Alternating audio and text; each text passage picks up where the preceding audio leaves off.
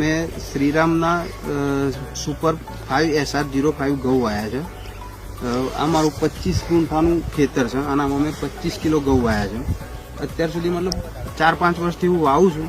બીજી બધી વેરાયટી મેં 496 બી વાયેલા છે અને બીજી આ રીતની મતલબ શું કહેવાય રિસર્ચ વેરાયટી બી મેં ગઈ સાલ વાવી હતી, પણ આના જેટલું મતલબ ફૂટ, આના જેટલી કંઠીની લંબાઈ, આટલી ટકાઉ મને દેખાય નહીં. એમાં બી ગઈ સાલ મારા રોગની ને અસર થઈ હતી, આમાં હજુ સુધી એવી કોઈ અસર થઈ નહીં અને મને એવરેજ બધા કરતાં સારો લાગ્યો આ ઘઉં.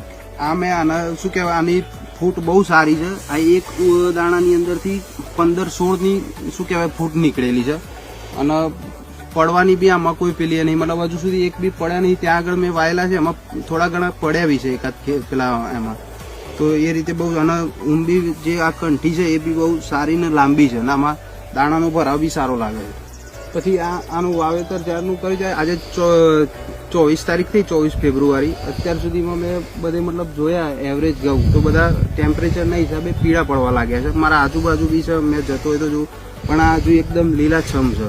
કોઈ આમાં એવી લાગતું નહીં, સમયથી જ પાકે અને પ્રોડક્શન બી સારું જ આવશે. અને પેલામાં થોડું શું કહેવાય અર્લી થવાના કારણે પ્રોડક્શન લોસીસ થાય છે.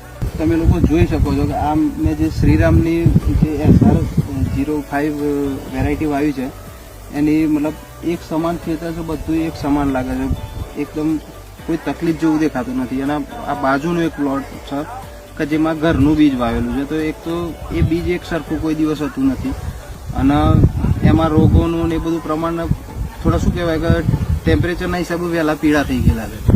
તો આ એક શું કહેવાય ને આની ઊંબી જોવો ને એની ઊંબી જોવો, આની ફૂટાન ઊંબીને બધું એકદમ સરસ અને લાંબુ છે.